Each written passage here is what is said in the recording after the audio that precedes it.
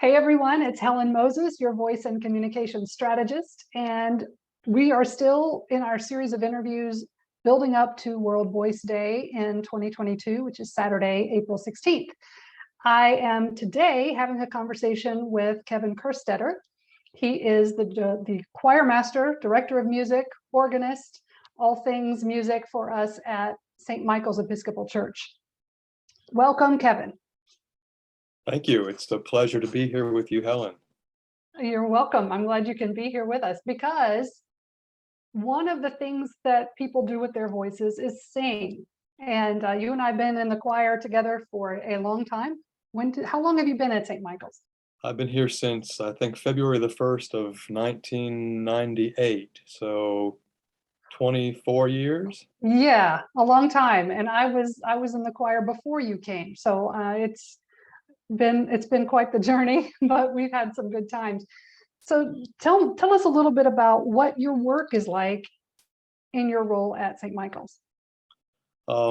It's wonderful work. I love my work here in this place. A great staff that supports each other, and an amazing group of people who sing in the choirs. We have a choir for adults, of course, but we also have 4 choirs for boys and girls, and I work with just the older boys and the teen girls, basically, and some others work with our children's choirs. And Helen, you were one of those people who directed a children's choir for a number of years and did such a great job with that. Much of my time, I'm also the organist here at the church.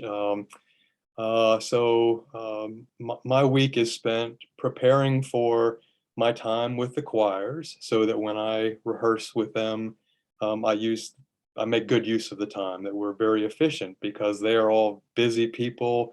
Many of them are coming to choir rehearsal after a long day of work, or in the case of the children, a long day of school.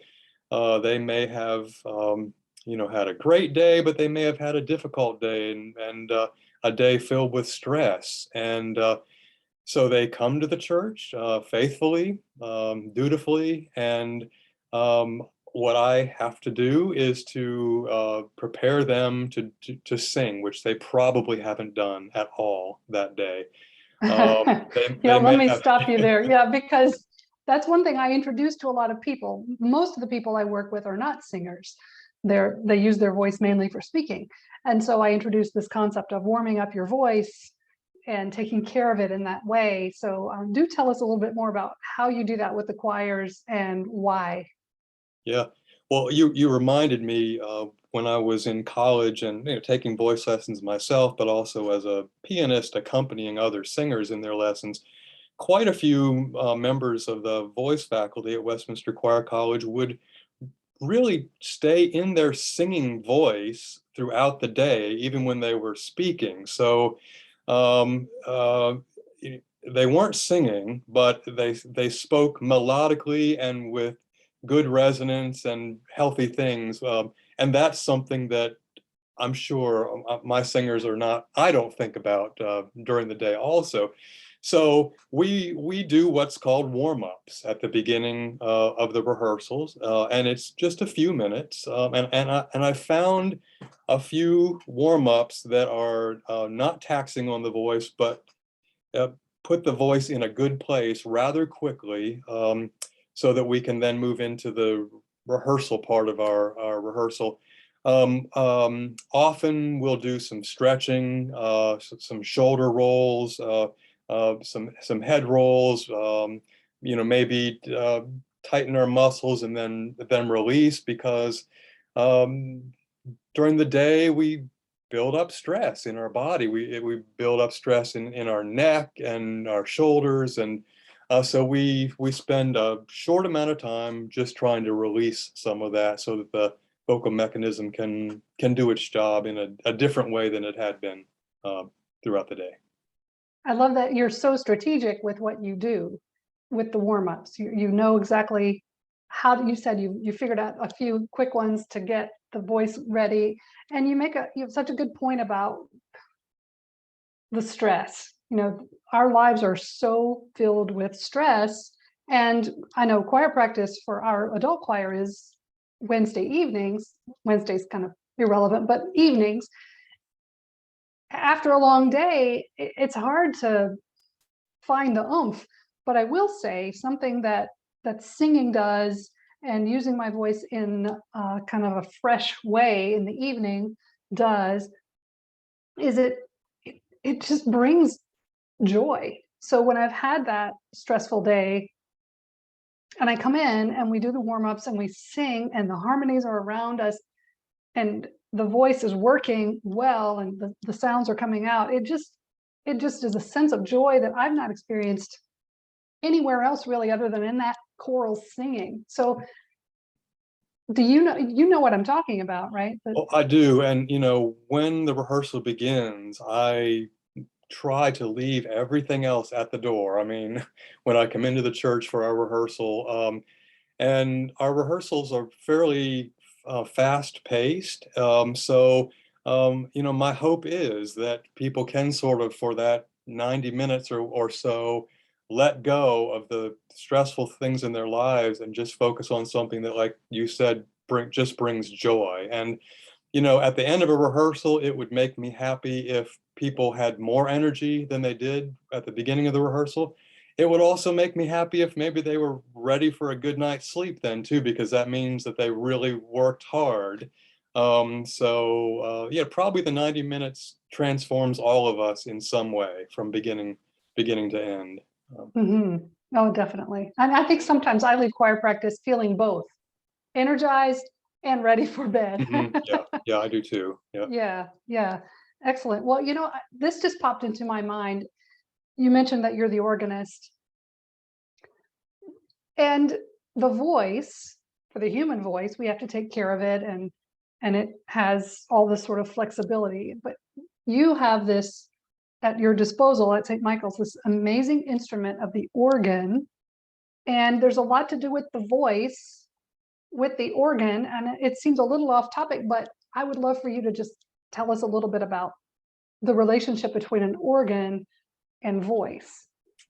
Well, as I suspected, you are causing me to think about some things that I perhaps have not thought about before, or in a different way. And when a pipe comes from the pipe factory to an organ builder's studio, they're put on what's called a voicing machine. So each pipe is voiced by, cutting something, bending something, lengthening something, to make it sound the way the builder wants to. And each organs have a variety of different kinds of voices. They have strings, reeds, principals, flutes, but they all have to be voiced so that they work together. I mean, one set or rank of pipes might sound beautiful by itself, but a master organ builder will be able to voice all of the other types of sounds in the organ so that they work in harmony with each other. And that is something that I also have to do with a choir. And our choir, like many, is a group of some people who are professional musicians, may have studied voice in college, maybe are a professional instrumentalist, and then also who have not done that, but have over the years learned a great deal just by being in choirs. But what I have to do is try to, gently shape their voices, their concept of their own voice, get them to listen and to understand the importance of balance within their section, and which would be balance within a section would be like an organ builder voicing one rank of pipes, so that the volume of the pipes is steady from bottom to top. But then also I have to make sure that they're listening to the other sections in the choir, and that would be like a organ builder voicing 4 different kinds of pipes so that they sound good together. And I mean, I think of the pipe organ as very much a living, breathing instrument. A real pipe organ, the sound is made by air, or organ builders call it wind. And it has its good days and its bad days also. Pipe organ is, the tuning of it is influenced by the temperature changes. So, and of course with a choir, the singers have to work on intonation. With me, if the organ's out of tune, I call someone who comes in and tunes it. I can't do that with my singers, so they have to tune themselves. But we know we would try to respond if you could, Kevin. We would try to respond to the little tuning. Yeah. Two things that I just thought of when you just said that. I love that. I love how I didn't expect that, but the analogy of voicing an entire collection of pipes for a pipe organ is like voicing and tuning and working with a choir. That's neat. So that's really neat. The first of the two things is when you were trying to manage the different sections and get them to sound coherent. There's a better word for it, you may know it, but that's the word that came out. What I think a lot of the work is in the vowels. You spend a lot of time with us on everyone singing the same vowel sound. Tell us a little bit more about why that is. Yeah, if you were to, what is the machine, Helen, that shows you the frequencies of vowels if you sing into it? Is it an oscilloscope? Oscilloscope or something like that. Okay, something. I've witnessed these being used in the past. And for instance, if you sing an E vowel, you'll see on the screen lots of strong high frequencies. And if it's an oo vowel, lower frequencies. Well, if you have people singing 10 different versions of E, from the brightest E to a tall E, you've got many frequencies that are competing with each other, and it never really tunes correctly. So we spend a lot of time, and even the most professional choirs have to do this also, to unify the vowel so that we're all singing the same version of a vowel. And the thing is,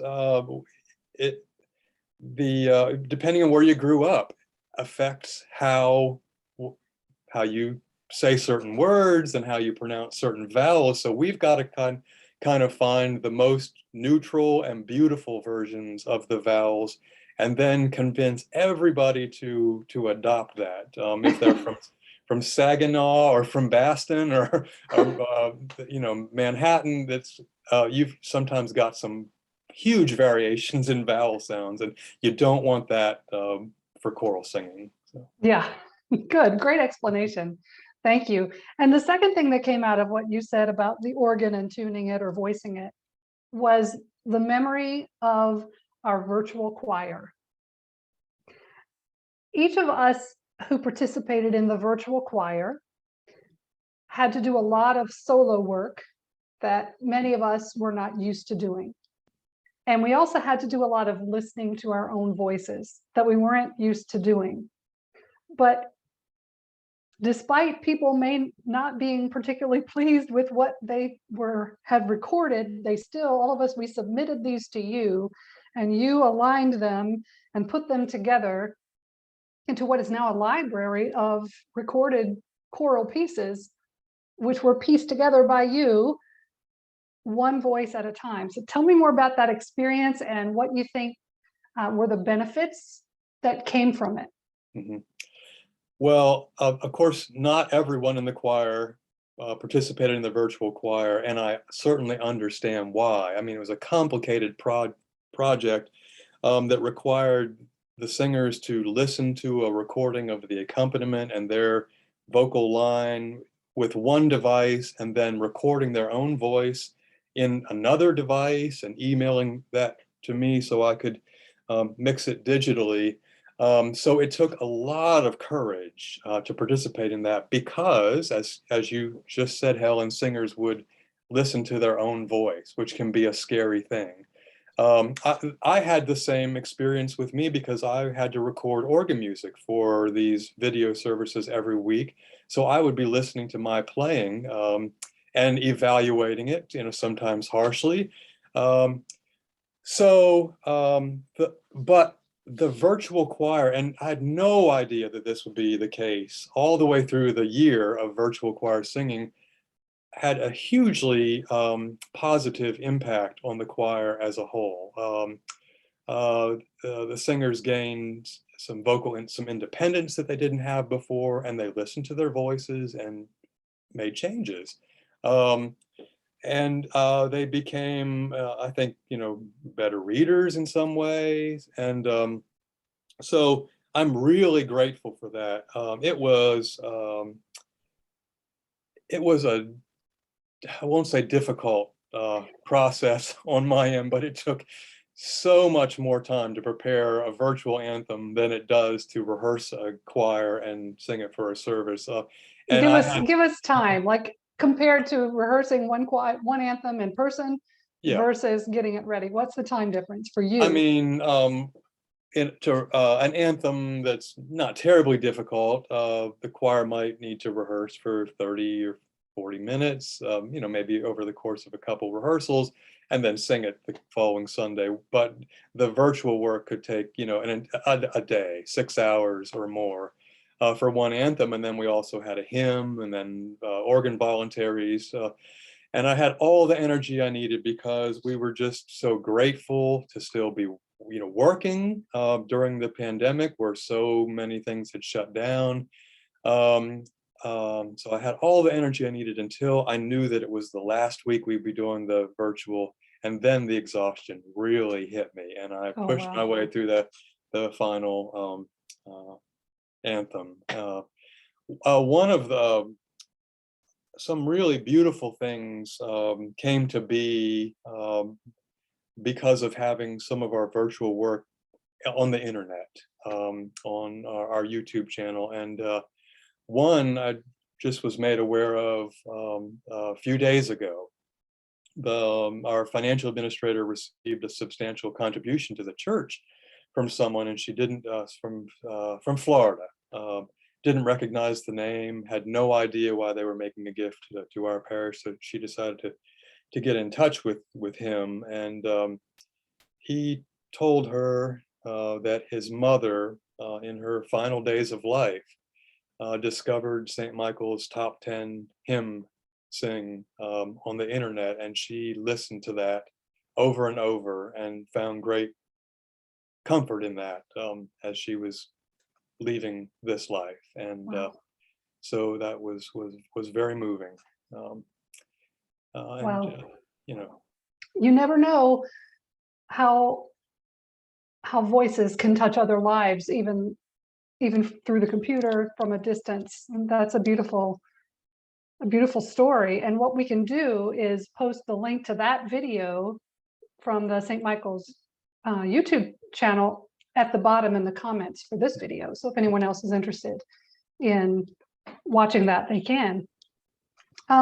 Kevin, this is going to be an odd question, but I like to ask it to people because I'm kind of on a mission to help people think about how much their voice means to them. And I don't want people to take their voice for granted. Oftentimes we don't bother to sing, we don't bother to speak up,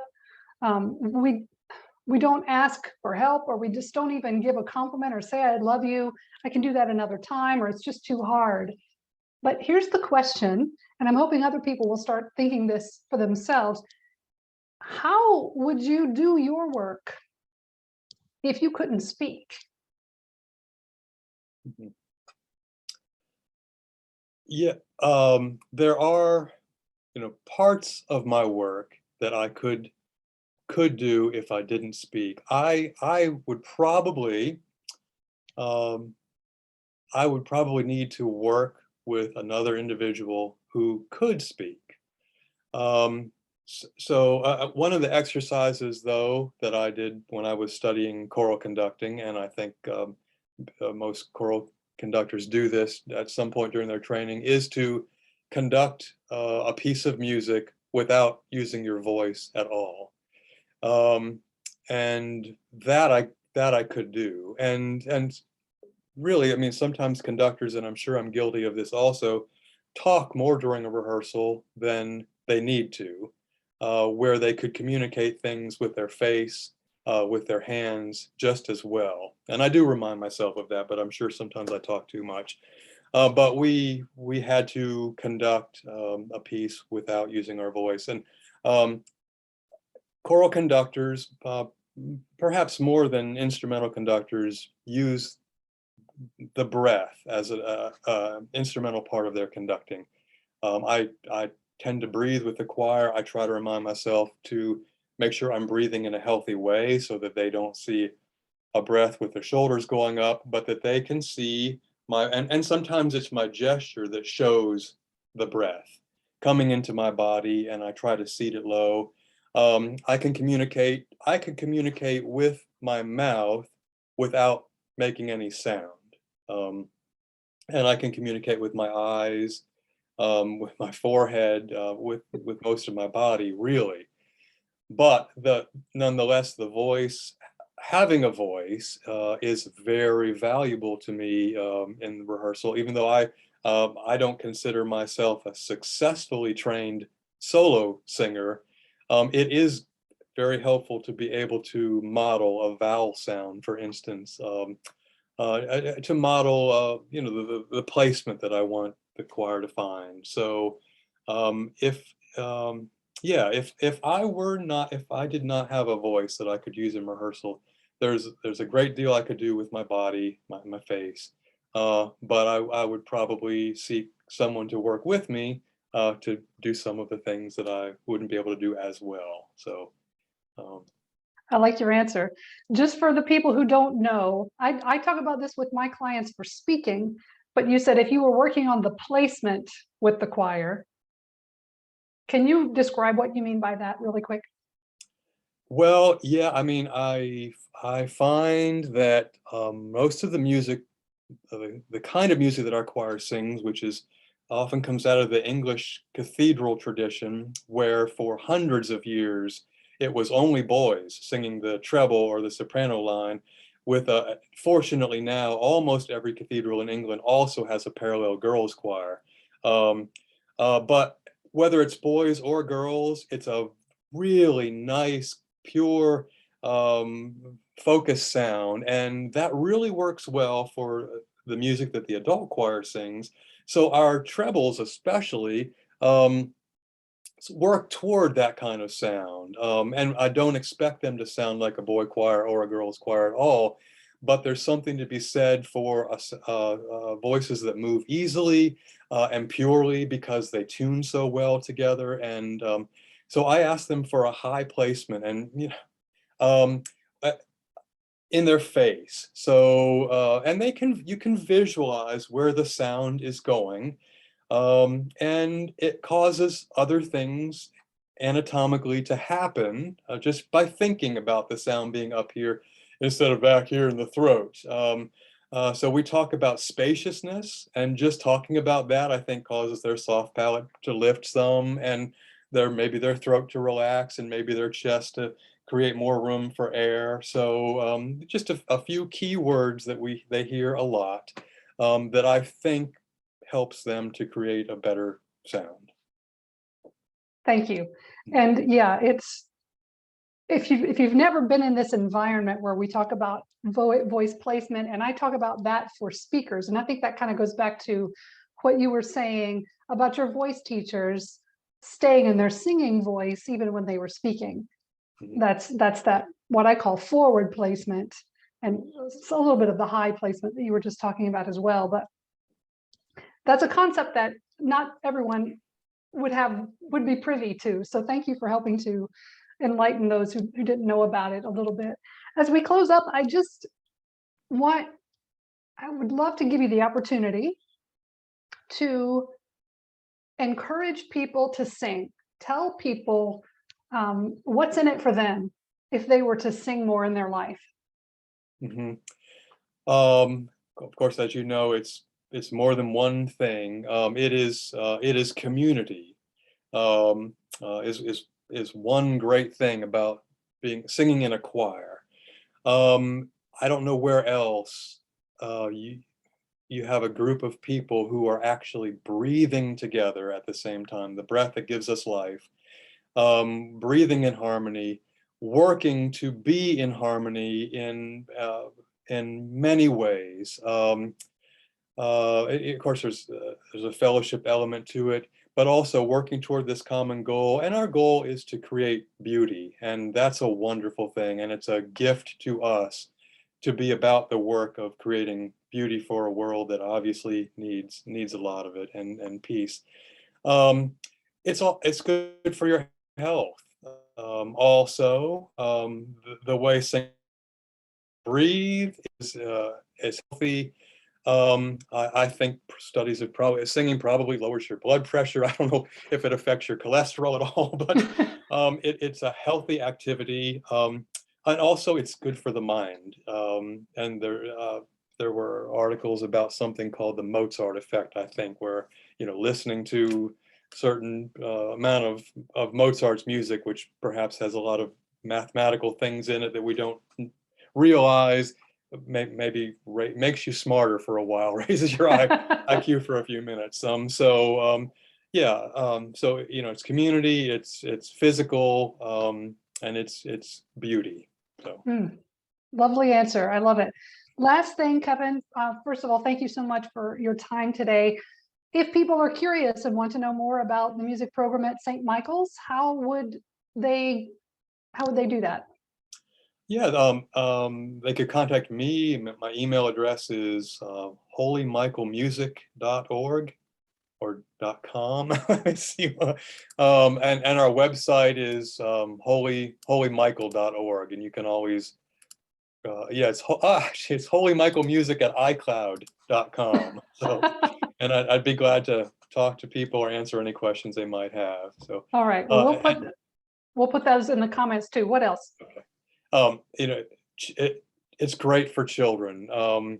I've never heard anyone say, "Oh, I wish I hadn't taken piano lessons when I was a child," and I don't think I've ever heard anyone saying, "Oh, I wish I hadn't been in a choir when I was a child." So, if you're someone with children, it's a great broadening activity. In addition to all the other things that children are doing today, I think it would be great if more were also singing. Well, I do too. And I hope that everyone who's watched has really enjoyed and learned something today. Kevin, again, thank you so much for your time. And if anyone has any questions about singing or choir or children's choir or voice placement or anything else about the music program at St. Michael's, reach out to Kevin. All right. Thanks, everyone.